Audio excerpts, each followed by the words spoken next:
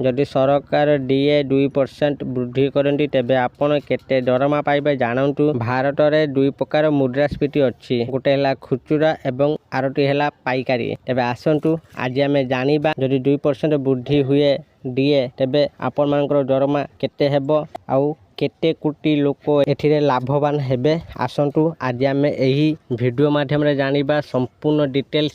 तेणु वीडियो को आरंभ करने पूर्व आपण समस्त को अनुरोध जो मैंने एपर्यंत आम चैनल को सब्सक्राइब कराती आपण मैंने एबे ही आम चैनल को सब्सक्राइब करूँ आ यही वीडियो को बहुत मात्रा लाइक शेयर कमेंट करूँ। तेज आसतु डेरी न करके आज वीडियो को आरंभ करवा। भारत में दुई प्रकार मुद्रास्फीति अच्छी, खुचुरा एवं पाइकारी। खुचुरा मुद्रास्फीति हार ग्राहकों द्वारा प्रदान करा जाइथिबा मूल्य उपर आधारित। एहाकू उपभोक्ता मूल्य सूचकांक सीपीआई मध्य कुहा जाए। डीए एहा सहित जड़ित। महंगा भत्ता हेउची सरकारी कर्मचारी मानकू बढ़ुथिबा मुद्रास्फीति सत्ते सेमानकर जीवन धारण मान बजाय रखिबा पई दिया जाउथिबा टंका।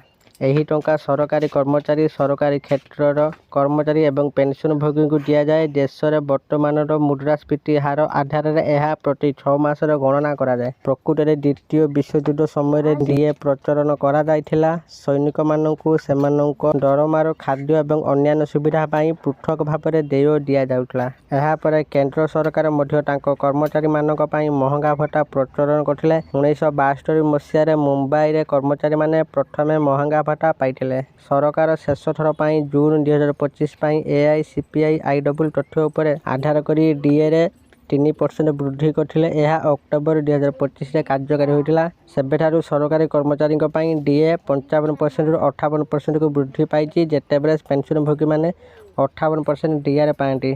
जदि डिसेम्बर उपभोक्ता सूचकांक 7 पॉइंट ह्रास पाई थांता तेबे डीए 1% वृद्धि पाई थांता। 24 पॉइंट वृद्धि 3% वृद्धि पाई थांता।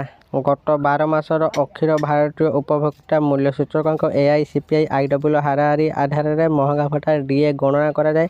यही सूचकांक श्रम ब्यूरो द्वारा प्रकाशित होइछि। डीए गणना करिवार एक सूत्र हेउछि गत 12 मासर हाराहारी अखिल भारतीय उपभोक्ता मूल्य सूचकांक एआईसीपीआई 115.76 बाई 115.76 इंटू 100 पीएसयू सार्वजनीन क्षेत्र यूनिट रे काम करुथिबा लोकंक पई महंगा भत्ता गणना करिवार पद्धति भिन्न।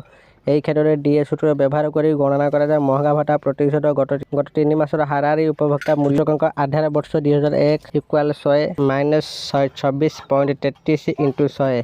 डिसेम्बर 2025 एआईसीपीआई आईडब्ल्यू सूचकांक 148.2 स्थिर रही। यार अर्थ हो नवेम्बर तुलन में एआईसीपीआई आईडब्ल्यू कौन परिवर्तन होना। तेणु एआईसीपीआई आईडब्ल्यू 12 मासर हाराहारी 145.54 प्रतिशत सूत्र व्यवहार कर गणना करा डीए 60.33%। तथापि सरकार साधारणतः यह गोलाकार अंकर घोषणा करती। तेणु डीए 60% को वृद्धि पाइबार आशा करा जाउछि। जदि कहार मूल दरमा 40,000 हुए तेबे तांकर डीए 60% वृद्धि पाइब। यह दरमार जोड़ा 40,000 60% होउछि 24,000। यही क्षेत्र में 40,000 प्लस 24,000 इक्वाल 64,000 मूल दरमा। सेहीपरि आपण आपन मूल दरमा उपर आधार करी डीए गणना करें। सरकारी कर्मचारी दरमा वृद्धि पाई अष्टम वेतन कमिशन गठन करा जायछि, किंतु यार कार्यान्वयन पाई एपर्यंत आनुष्ठानिक भाव में घोषणा करा जाय नहीं। पूर्व वेतन कमिशन कार्यकारी हेबार समय आधार में यार कार्यकारी तारीख जनवरी 1 2024 धार्य करा जायछि। तेणु केंद्रीय कर्मचारी पाई महंगा भत्ता बकेया एवं यात्रा भत्तार गणना जनवरी 1 2024 आरंभ होगा। महंगा भत्ता भाव में आपण दरमा जोड़ा जाइथिबा परिमाण संपूर्ण करयोग्य। भारत में आयकर आईन अनुजाई आईटीआर दाखल करने समय महंगा भत्ता संपर्क में पृथक सूचना आवश्यक।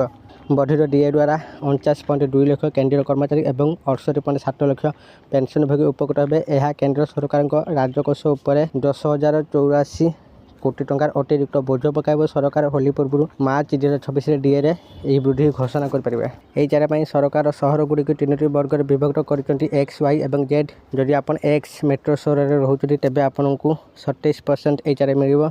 वाई मेट्रो सहर ठार छोट सहर में रोहुवा कर्मचारी मानक 18% मिल और जेड अत्यंत छोट सहर वर्गर सहर गुड़िक रोहुवा कर्मचारी मानक 9% यही चारे मिल। जदि एक्स सहर पर 27% हिसाब करा जाए तेबे आपनकर एचआर आपन मूल दरमा 27% हेबो। एटार मूल दरमा 51,480 टंका।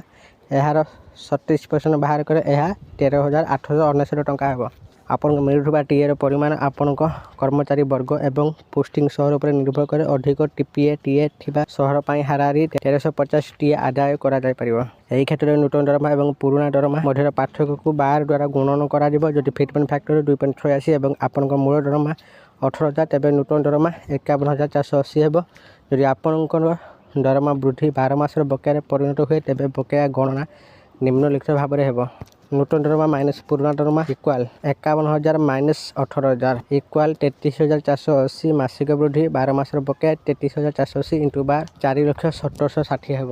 ପୂର୍ବ ଦରମା କମିଶନକୁ ଦେଖିଲେ ସାଧାରଣତଃ ଡିଏ ବକେୟା ପ୍ରଦାନ କରାଯାଏ। ଏଗୁଡ଼ିକୁ ନୂତନ ମୂଳ ଦରମାରେ ଯୋଡ଼ାଯାଏ। ତଥାପି ଏଚଆର୍ ଏବଂ ଯାତ୍ରା ଭଡ଼ା ଟିଏ ବକେୟା ସାଧାରଣତଃ ପ୍ରଦାନ କରାଯାଏ ନାହିଁ, କାରଣ ଏଗୁଡ଼ିକୁ ଭବିଷ୍ୟତ ତାରିଖରୁ ପ୍ରଯୁଜ୍ୟ। ଯଦି ସରକାର ଏକ ପୃଥକ ନିର୍ଦ୍ଦେଶ ଜାରି ନ କରନ୍ତି ତେବେ ଏଗୁଡ଼ିକୁ ବକେୟାରେ ଅନ୍ତର୍ଭୁକ୍ତ କରାଯାଏ ନାହିଁ। ଆଶା କରୁଛି ଆପଣମାନଙ୍କୁ ଆଜିର ଏହି ଭିଡ଼ିଓଟି ନିଶ୍ଚିତ ଭାବରେ ଭଲ ଲାଗିଥିବ। ଯଦି ଆପଣମାନଙ୍କୁ ଏହି ଭିଡ଼ିଓଟି ଭଲ ଲାଗିଥାଏ ଦୟାକରି ଏହି ଭିଡ଼ିଓକୁ ବହୁତ ମାତ୍ରାରେ ଲାଇକ୍ ସେୟାର ଓ କମେଣ୍ଟ କରନ୍ତୁ। ଆଉ ଯେଉଁମାନେ ଏପର୍ଯ୍ୟନ୍ତ ଆମ ଚ୍ୟାନେଲକୁ ସବସ୍କ୍ରାଇବ୍ କରିନାହାନ୍ତି ଆପଣମାନଙ୍କୁ ଅନୁରୋଧ ଆପଣମାନେ ଏବେ ହିଁ ଆମ ଚ୍ୟାନେଲକୁ ସବସ୍କ୍ରାଇବ୍ କରନ୍ତୁ। ଆଜି ପାଇଁ ଏତିକି, ପୁଣି ଦେଖା ହେବ ଆଉ ଏକ ନୂଆ ଭିଡ଼ିଓରେ।